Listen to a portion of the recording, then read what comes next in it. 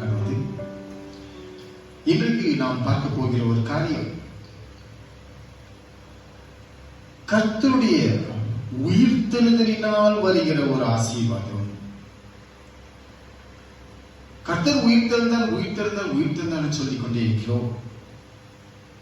அதனால என்ன என்ற ஒரு பெரிய கேள்வி. உண்மையிலே ஒரு பெரிய செய்தித்தான் கர்த்தராக இயேசு கிறிஸ்து உயிரோடு கூட எழுந்தது. இந்த செய்தியை பிசாசானவன் தன்னுடைய ஆட்களை வைத்து பேசாதே பேசாதே பேசாதே என்று தடை செய்திருக்கிறான். ஆனால் தேவனுடைய ஆவியானவரோ தம்முடைய ஜனங்களை வைத்து இதை குறித்து பலமாய் பேசு பேசு பேசு என்று சொல்லியிருக்கிறார். 2000 வருஷமாக இப்படித்தான் நடந்து கொண்டிருக்கிறது. உலகத்தின் கடைசி கட்டத்துக்குள்ளே நீயும் நான் வந்திருக்கிறோம். இந்த செய்தியை, இந்த உயிர்த்தெழுதலின் செய்தியை முற்றிலுமாக நீ எடுத்துக்கொண்டாய் என்று சொன்னால் உனக்கும் நிச்சயமாகவே உயிர்த்தெழுதல் உண்டு. பல செய்திகளில் சொல்லப்பட்டது போல எல்லாரும் உயிர்த்தெழுவார்கள். ஆனால் எப்பேற்பட்ட உயிர்த்தெழுதலை பெற போகிறோம் என்பதுதான் பெரிய கேள்வியாக இருக்கிறது. அப்போஸ்தலர் நடவடிக்கைகள் புத்தகத்தில் வாசிக்கிறோம். 4ஆம் அத்தியாயம்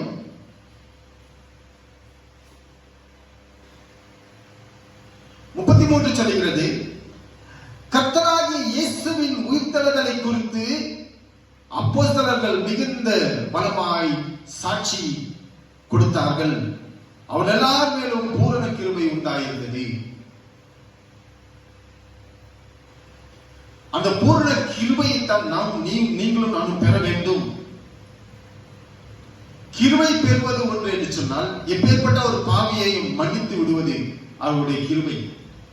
ஆனால் மன்னிக்கப்பட்ட பாவி மறுபடியும் கர்த்தருக்காக இந்த உலகத்தில் வாழ்வது, கர்த்தருடைய பாடுகளை சகித்துக் கொண்டு கர்த்தருடைய உயிர்த்தெழுதலுக்காக அவன் நம்பி அதை அந்த வழியில் நடந்து இயேசு கிறிஸ்து எப்படி உயிர்த்தெழுந்தாரோ தானும் உயிர்த்தெழுவேன் என்று நம்பிக்கையோடு வாழ்ந்து கொண்டிருப்பது. அப்பேற்பட்ட மனுஷனுக்கு பாடுகள் வந்தாலும் அவன் சகித்து போராடி வெற்றி காணும்போது அப்பேற்பட்ட ஒரு மனுஷன் மீது பூரண கிருபை உண்டாகிறது. இந்த ஜனங்களை பார்க்கும் பொழுது இந்த உயிர்த்தெழுதலை குறித்து பேசாதே என்று சொல்வது மாத்திரமல்லாமல் பயமுறுத்துவது மாத்திரமல்லாமல் அடித்தார்கள், பட்டயத்தால் வெட்டி கொண்டு போட்டு விட்டார்கள். நம்மாலே சகிக்க முடியாத சித்திரவதைகள் அவர்கள் அடைந்திருக்கிறார்கள். அவைகள் அனைத்தும் பெற்றுக்கொண்டு மறுபடியும் மறுபடியும் மறுபடியும் இயேசு உயிர்த்தெழுந்தார், இயேசு உயிர்த்தெழுந்தார், இயேசு உயிர்த்தெழுந்தார் என்றே உலகத்துக்கு சொல்லிவிட்டு செத்து இருக்கிறார். என்னை விசுவாசிக்கிறவன் அவன் மரித்தாலும் பிழைப்பான் என்று சொல்லப்பட்ட வார்த்தையின் பிரகாரமாக என்னத்தான் இவர்களை அடித்து நொறுக்கினாலும் மறுபடியும் மறுபடியும் மறுபடியும் இதே செய்தியை சொல்லி இருக்கிறார்கள். ஆனால் பிசாசினால் ஏவப்பட்டவர்களோ ஏராளமான பணத்தை வாங்கி அந்த செய்தியை மறைத்து விட்டார்கள். நாங்கள் தூங்கிக் கொண்டிருந்தோம், சீஷர் வந்து அவர் சரீரத்தை எடுத்து போய் விட்டார்கள். கேட்பதற்கே ஒரு கேவலமாகத்தான் இருக்கிறது. காவல் காக்கிறவர் தூங்கி விட்டார்களாம். சாதாரண ஜனங்கள் இவர்களை காட்டிலும் மிஞ்சின பலசாலிகள் போல இருக்குது. வந்து இவங்களெல்லாம் அடித்து கல்லை புரட்டி எடுத்துக்கொண்டு போய்விட்டார்கள் சொல்வது வெறும் வேடிக்கையாகத்தான் தோன்றுகிறது, தமாஷாகத்தான் இருக்கிறது. ஆனாலும் அடிகளை வாங்கினவன் இயேசுவின் உயிர்த்தெழுதலை குறித்து சாட்சி சொல்லியிருக்கிறார். பணத்தை வாங்கினவன் இயேசு இழவில்லை, அவருடைய சரீரத்தை யாரோ தூக்கி போய்விட்டார்கள், எங்களுக்கு தெரியாது என்று சொன்னார்கள். நீங்களும் நானும் எப்படி இருக்கிறோம்? உலகத்துக்காக வாழ்ந்து கொண்டிருக்கிறோமா? இயேசு கிறிஸ்துவுக்காக வாழ்ந்து கொண்டிருக்கிறோமா? இயேசு கிறிஸ்துவுக்காக நீங்களும் நானும் வாழ்கிறோம் என்று சொன்னால் சில நிபந்தனைகள் இருக்கிறது. இதனுடைய ஆசீர்வாதம் கடைசியாக சொல்லுகிறேன். ரோமர் புஸ்தகம் 8ஆம் அத்தியாயம்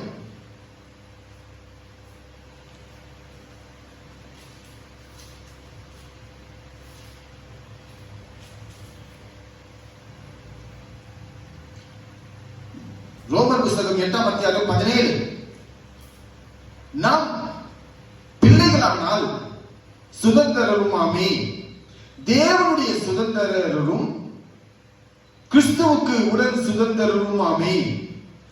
கிறிஸ்துவுடனே கூட நாம் மகிமைப்படும்படிக்கு அவருடனே கூட பாடுபட்டால் அப்படி ஆகும். கிறிஸ்துவுடனே மகிமைப்படும்படிக்கு அவரோடு கூட நாம் பாடுபட்டால் அப்படி ஆகும். அடுத்தபடியாக சொல்லுகிறது, மறுபடியும் பாடுபட போகிற விரும்புகிற மக்களுக்காக கொடுக்கப்படுகிற ஒரு ஆறுதலான வார்த்தை இது. கிறிஸ்துவை ஏற்றுக்கொள்வதனாலே கிறிஸ்துவின் உயிர்த்தெழுதலை குறித்து நான் சாட்சி கொடுக்க வேண்டும் என்ற வாஞ்சை எனக்கு என்னில் இருந்தால் நான் பாடுபட வேண்டுமா என்றெல்லாம் கேட்கிற பிள்ளைகளுக்கு கர்த்தர் ஒரு ஆறுதலான வார்த்தையினை எழுதி வைத்திருக்கிறார் பாருங்கள். ஆதலால் இக்காலத்து பாடுகள் இனி நம்மிடத்தில் வெளிப்படும் மகிமைக்கு ஒப்பிடத்தக்கவைகள் அல்லவென்று எண்ணுகிறேன். இக்காலத்து பாடுகள் இனி வரப்போகிற மகிமையான வாழ்க்கைக்கு வாழ்வுக்கு இதெல்லாம் வச்சு ஒப்பிடவே முடியாது. அது எவ்வளோ, அது மலை நகர் ஒரு சாதாரண ஒரு சின்ன ஒரு கல்லதான். பாடுகள் சின்னதான் இருக்கும், கொடுக்க போகிற மகிமையான காரியமோ மகத்துவமான காரியம். அதை பெறுவதற்கு நாம் அந்த ஸ்லாக்கியை பெற்றிருக்க வேண்டும். அதை விரும்புகிறவன் பெற்றுக் கொள்கிறான். தாகமாயிருக்கிறவனுக்கு கொடுக்கப்படுகிறது. ஏனோ தானோ என்று உலகத்தில் வாழ்ந்து கொண்டு இருக்கிறவனுக்கு இது கொடுக்கப்பட மாட்டாது. அடிக்கடி சொல்லுகிற ஒரே வார்த்தை தான் அடிக்கடி சொல்லிக் கொண்டே இருக்கிறேன்.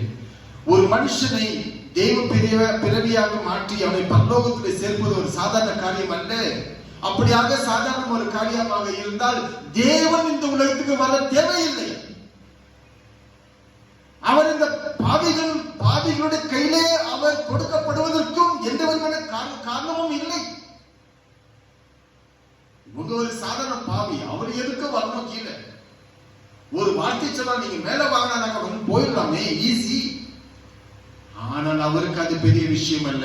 அவர் பாவிகளுக்காக தன் ஜீவனை கொடுத்து தன்னுடைய ரத்தத்தினாலே ஜனங்களுடைய பாவத்தை கழுவும்படியாகத்தான் தன்னுடைய ஜீவனை கொடுத்தார். அல்லாமல் ஏதோ தற்செயலாய் வந்து இங்க மாட்டிக்கொண்டு இவர்கள் சிறுவில் அறைந்தார் என்ற ஒரு வார்த்தை நிச்சயமாக அவரிடத்தில் காணப்படாது. நிச்சயமாக அவர் இவர் பிடித்ததினாலே அவர் செத்து போனார், சாவதற்கென்றே அவர் வந்துவிட்டார் உலகத்தில். இயேசு கிறிஸ்து ஜனங்களுக்காக சாவதற்காகவே, மரிப்பதற்காகவே, தன்னுடைய சொந்த ரத்தத்தை, கடைசி சொந்த ரத்தத்தை சிந்துவதற்காகவே உலகத்தின் பாவத்தை சுமதத்திற்கு தேவாட்டுக்குட்டி என்று தான் சொல்லப்பட்டது. வந்ததே சாவதற்காகத்தான், வந்ததே ரத்தத்தை சிந்துவதற்காகத்தான். ரத்தம் சிந்ததல்லாமல் பாவ மன்னிப்பு உண்டாகாது. ஆகையால் இயேசுவுக்கு இருந்த அந்த கஷ்டம் உனக்கும் எனக்கும் தேவை. அந்த கஷ்டத்தை நீ இஷ்டப்பட்டால் நல்லது, இஷ்டப்படவில்லை என்று சொன்னால் உன்னுடைய மரணத்திலே ஒரு சந்தேகம் உண்டாகும். 2 தீமோத்தேயு புத்தகத்தில் வாசிக்கிறோம். 2 தீமோத்தேயு புத்தகத்தில் வாசிக்கிறோம். சொல்லப்படுகிற வார்த்தைகள் எல்லாம் ஏதோ நமக்கு சொந்தமாக யாரும் அப்படி நினைத்துக் கொள்ளக் கூடாது. வேதத்தில் எழுதப்பட்ட வார்த்தைகள் எல்லாம் நமக்கு எல்லாம் ஒத்துக்கொள்கிறேன். ஆனால் எல்லா வார்த்தைகளும் அப்படியாக இருக்காது. பாருங்கள், 2 தீமோத்தேயு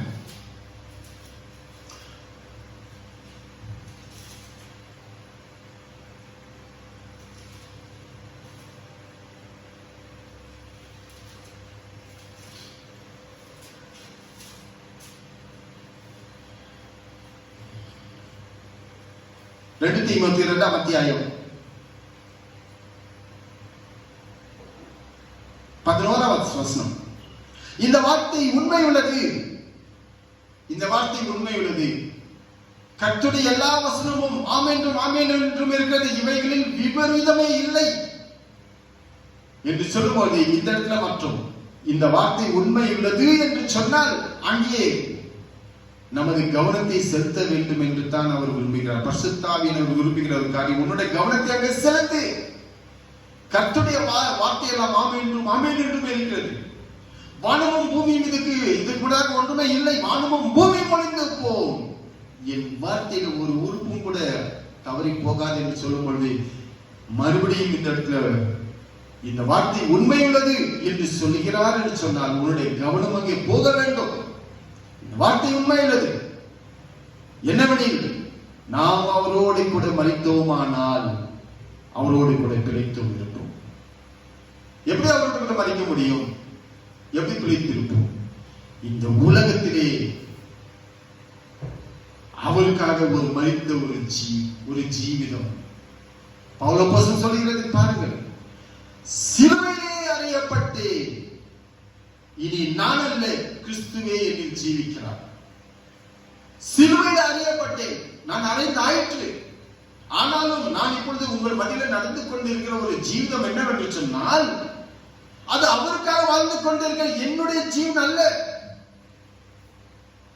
என்னுடைய கோபம், என்னுடைய வைராக்கியம், என்னுடைய கசப்பு, என்னுடைய பொறாமை, என் மற்றவர்களை இகழ்ச்சியாக சொல்லிக் கொண்டிருக்கிற காரியங்கள், மற்றவர்களை ஏளனப்படுத்திய காரியங்கள், மற்றவர்களுக்கு துன்பப்படுத்திய காரியங்கள், மற்றவர்களுக்கு வேதனைப்படுகிற எந்த காரியம் ஆகிலும் எல்லாவற்றையும் இனி நான் செய்வதற்கு எனக்கு ஜீவன் இல்லை. என் ஜீவனை நான் ஒப்பு கொடுத்தாயிற்று, சிலுவையில் நான் அறைந்தாயிற்று. இனி ஒரு புது மனுஷன் கர்த்தருக்காக வாழ்ந்து கொண்டிருக்கிறேன். அவரிடத்தில் அன்பு என்றால் என்னிடத்தில் அன்பு இருக்கிறது. இந்த ஒரு காரியம் இது ரொம்ப முக்கியம். அவரோடு கூட மரித்தோமானால் அவரோடு கூட பிழைத்திருப்போம். மரித்து போய்விட்டோம். இனி உலகத்துக்காக நாம் வாழ்ந்து கொண்டிருப்பது, இனி உலகத்துக்காக நாம் வாழ்கிறதே இல்லை. நாம் வாழ்வது கிறிஸ்துவுக்காக இந்த உலகத்தில் வாழ்ந்து கொண்டே இருக்கிறோம். அதான் ரொம்ப சிம்பிளா வசனங்கள்லாம் சொல்லுகிறது. போதும் என்கிற மனதோடனே கூடிய தெய்வ பக்தியே மிகுந்த ஆதாயம். அப்படிதான் போய்கொண்டிருக்க வேண்டும். உலகத்துல வாழ்ந்து கொண்டிருப்பதை அதை 1 லட்சத்தை காட்டி எப்படி 10 லட்சம் செய்யலாம், 10 லட்சத்தை எப்படி 1 கோடியா பண்ணலாம், 1 கோடி எப்படி 10 கோடியா பண்ணலாம், இதுதான் யோசித்து உலகத்துக்காகவே வாழ்ந்து கொண்டு இருக்கிறார்கள். பரலோகத்துக்காக வாழ்கிறவன் போதும் என்கிற மனதுடனே கூட ஒரு தேவ பக்தியை வைத்துக் கொண்டிருக்கிறான். அதுவே நல்லது என்று கருத்து சொல்லிக் கொண்டிருக்கிறார். அப்படி செய்கிறவர்கள் தான் தேவனை உண்மை மனதோட புத்தியுள்ள ஆராதனை செய்து கொண்டிருக்கிறார்கள் என்று சொல்லி ரோமர் புஸ்தகத்திலே நாம் வாசித்துக் கொண்டிருக்கிறோம். ரோமர்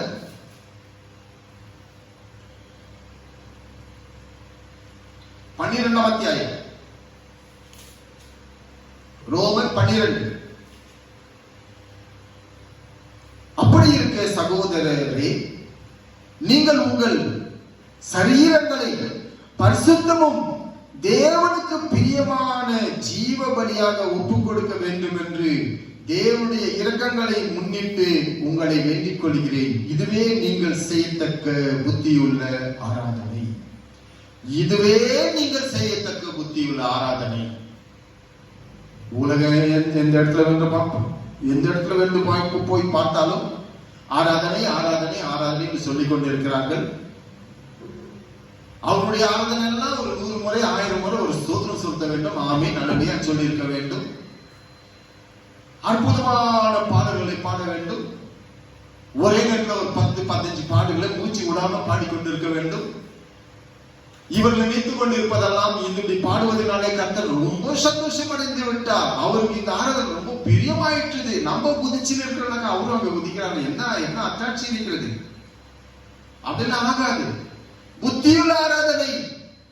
புத்தியுள்ள ஆராதனைன்னா என்ன? புத்தியுள்ள ஆராதனை என்று சொன்னால் அப்படி இருக்கு சகோதரரே, நீங்கள் உங்கள் சரீரங்களை பரிசுத்தமும் தேவனுக்கு பிரியமான ஜீவபலி.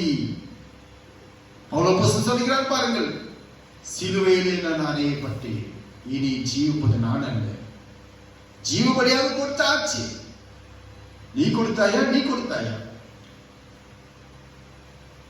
ஜீவ ஒரு பிராணி மரித்தது என்று சொன்னால், ஒரு ஆடு மரித்தது என்று சொன்னால் அதுல எந்த விதமான மாறுதல், ஒரு ஷேக் அங்க இருக்காது, மரித்து விட்டது.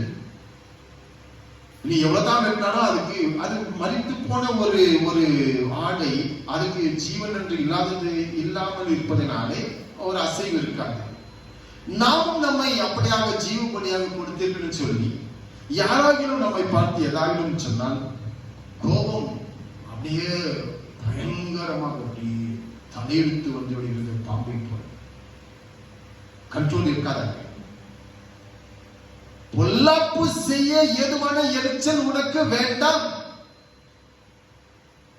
உன்னுடைய சத்ருவானாலும் மன்னித்து விடு.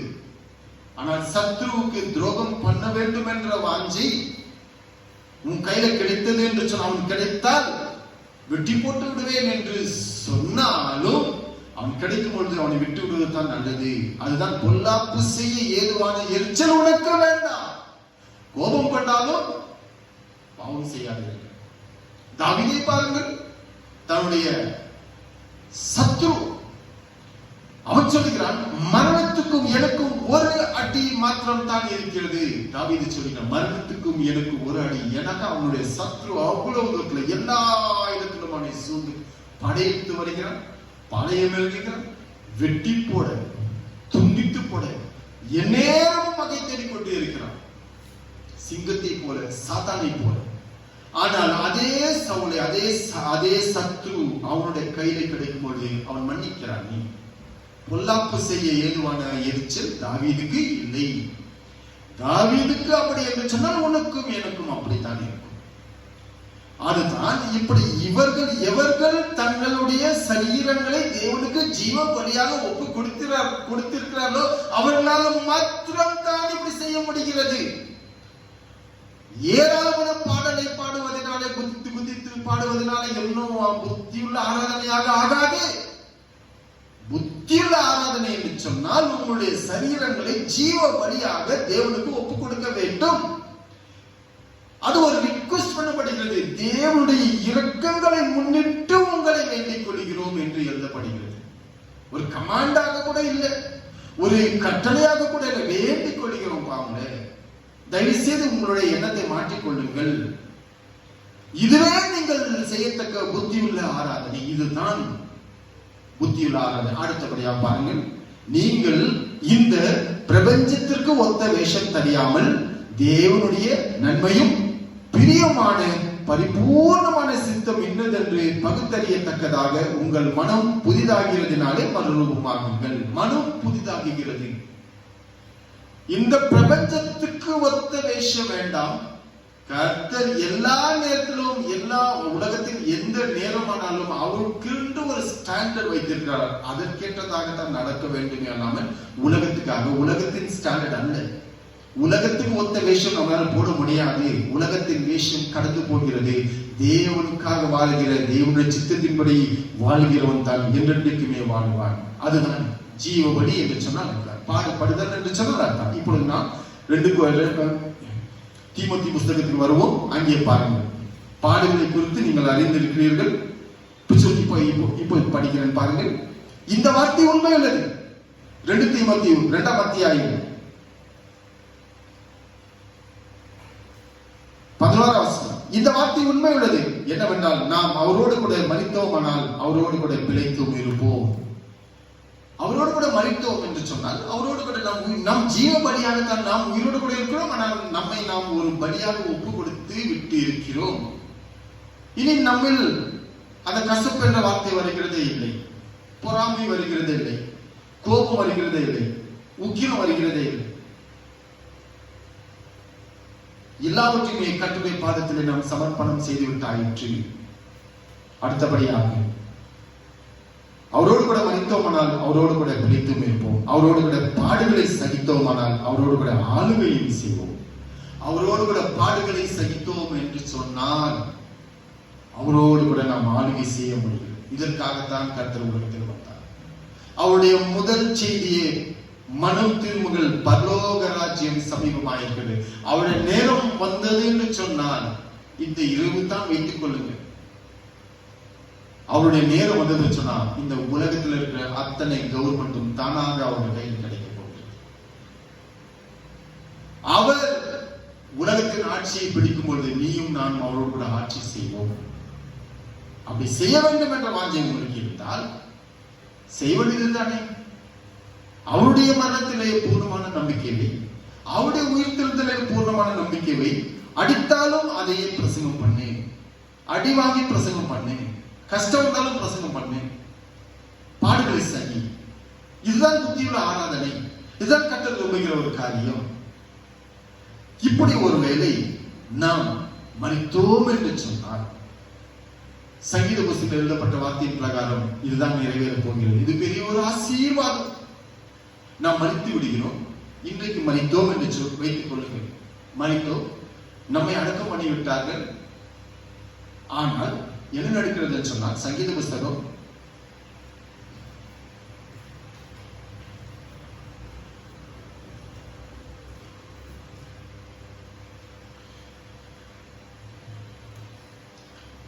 17 அத்தியாயம் 15வது வசனம், கடைசி வசனம். நானோ நீதியில் உம்முடைய முகத்தை தரிசிப்பேன், நான் விழிக்கும் போது உமது சாயலால் திருப்தியாவேன்.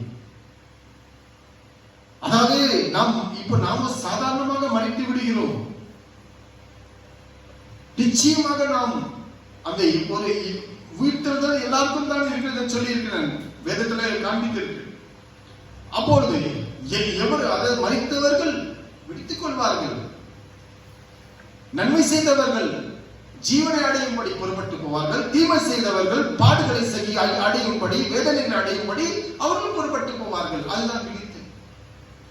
நான் விழிக்கும் போது இப்படியாக ஒருவன் விழித்துக் கொள்ளும் போது அவன் தேவனுடைய சாயலாக விழித்துக் கொள்கிறான்.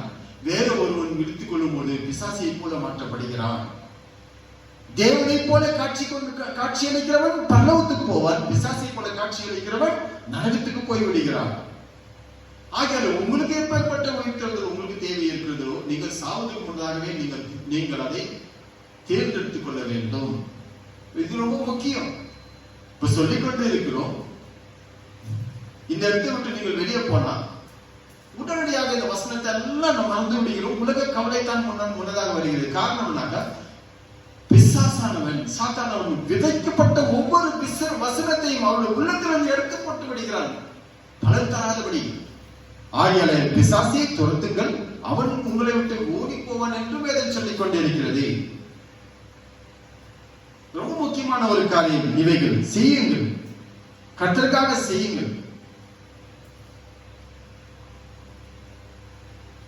ஆரம்பத்தில் பார்க்கும்போது ஏதேன் தோட்டத்திலே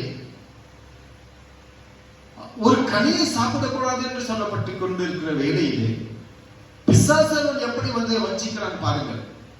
இந்த கனியை சாப்பிடக்கூடாது என்று சொல்லப்பட்டு இருக்கிறதா? இதை சாப்பிட்டால் நாங்கள் மரித்து போவோம். இல்லை, மரிக்க மாட்டோம். இதை சாப்பிட்டால் நீங்கள் தேவர்களை போல் ஆவீர்கள் என்று தேவன் அறிந்திருக்கிறார்.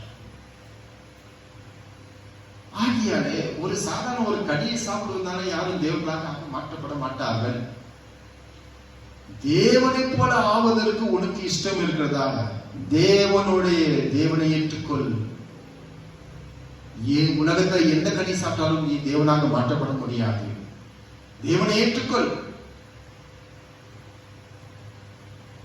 யோவான் சுவிசேஷ புத்தகம் 1:12 சொல்லுகிறது, அவரை ஏற்றுக்கொண்டவர்களுக்கு எத்தனை பேர் ஏற்றுக்கொண்டார்கள், அத்தனை பேர்களுக்கும் தேவனுடைய புத்திரர்கள் ஆகும்படி அதிகாரம் கொடுத்தார். அவருடைய வித்து அவர்களில் இருக்கிறது. அவர்கள் பாவமே செய்ய மாட்டார்கள், அவர்கள் நீதிக்குரியர்கள். இதுதான் தேவை. இப்பேற்பட்டவர்கள் தேவனுடைய சத்தத்தையே கேட்டுக்கொண்டிருப்பார்கள். இப்பேற்பட்ட ஜனங்கள் பரலோகத்தையே பார்த்து கொண்டிருப்பார்கள். இந்த உலகத்தை குறித்து அதிகமாக அவர்கள் பார்க்க மாட்டார்கள்.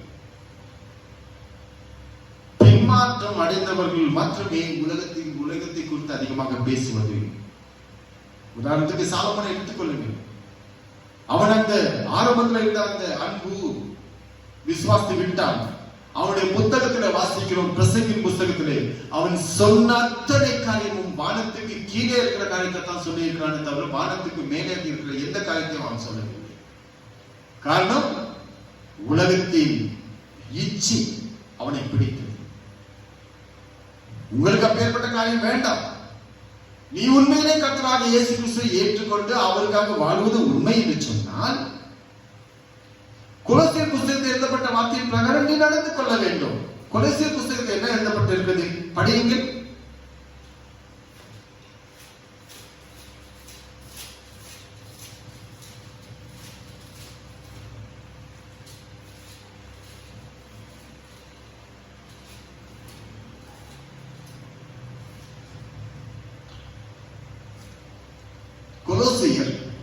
3ஆம் அத்தியாயம் 1-2-3. கொலோசியர் 3:1-2-3. நீங்கள் கிறிஸ்துவுடனே கூட எழுந்ததுண்டானால் கிறிஸ்து தேவனுடைய வலது பாசத்தில் வீற்றிருக்கும் இடத்தில் உள்ள மேலானவைகளையே தேடுங்கள். உலகத்தை அல்ல, உலகத்தின் காரியங்களுக்கும் அல்ல, கிறிஸ்து தேவனுடைய வலது பாசத்தில் வீற்றிருக்கும் இடத்தில் உள்ள மேலானவைகளையே தேடுங்கள். பூமியில் உள்ளவைகளை அல்ல, மேலானவைகளை தேடுங்கள். ஏனென்றால் நீங்கள் மரித்தீர்கள், உங்கள் ஜீவன் கிறிஸ்துவுடனே தேவனுக்குள் மறைந்திருக்கிறது. நம்முடைய ஜீவனாகிய கிறிஸ்து வெளிப்படும் போது நீங்களும் அவரோடு கூட மகிமையிலே வெளிப்படுவீர்கள். அவர் வெளிப்படும் போது நீங்களும் மகிமையிலே வெளிப்படுவீர்கள். உங்களுடைய ஜீவனாகிய மேலே பாருங்கள். எனக்கு ஒத்தாசை வரும் பர்வதங்களுக்கு நேராய் என் கண்களை ஏறெடுக்கிறேன். வானத்தையும் பூமியை உண்டாக்கின கர்த்தரிடத்திலிருந்து எனக்கு ஒத்தாசை வருகிறது. அப்போஸ்தலனாகிய யோவான் ஒரு வசனத்தை எழுதி வைத்திருக்கிறேன், கடைசியாக படிக்கிறேன். நீங்களும் உங்களுக்கு கிடைக்கிற நேரமெல்லாம் இதை நீங்கள் தியானியுங்கள். ரொம்ப முக்கியமான ஒரு வார்த்தை இது.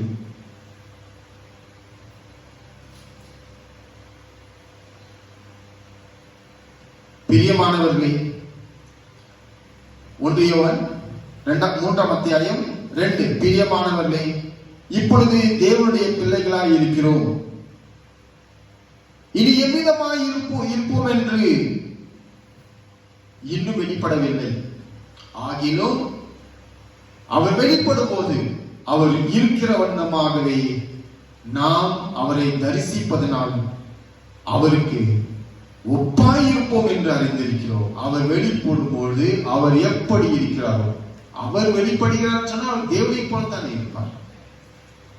நாமும் அவ்விதமாகவே மாற்றப்படுவோம். எந்த ஒரு கனியை சாப்பிட்டதினாலே அப்படியாக மாட்டோம். தேவனையே ஏற்றுக்கொண்ட ஒரே ஒரு காரணத்தினால தான், தேவனை போலவே நாம் பாடுபட்டதினாலே தான், தேவனை போலவே பாடுகளை சகித்ததினாலே தான், தேவனை போலவே நமது ஆத்துமாவை கர்த்தருக்கு ஒப்பு கொடுத்ததினால தான், இந்த உலகத்துக்காக வாழ்ந்ததினால அல்ல, பரலோகத்துக்காகவே நான் வாழ்ந்ததினால, கர்த்தருக்காக வாழ்ந்த ஒரே காரணத்தினால தான் அவர் வரும் பொழுது நாம் அவரை போல மாற்றப்படுவோம், மறுரூபமாக்கப்படுவோம். இதுதான் தாவீது ராஜாவும் சொல்லுகிறார். நான் பிடிக்கும் போது அவருடைய சாயலால் திருப்தியாவே. இந்த உலகத்தில் நான் வாழ்ந்த வாழ்க்கைக்கு எல்லாவற்றுக்கும் அவன் ராஜாவுக்கு பெரிய விஷயமா அவன் சொல்ல மாட்டேங்கிறான். அவர் பிடிக்கும் போது அவருக்காக வாழ்ந்ததினாலே, அவரை போலவே அவருடைய சாயல் அவன் இருப்பதனாலே அதுதான் அவனுக்கு திருப்தி.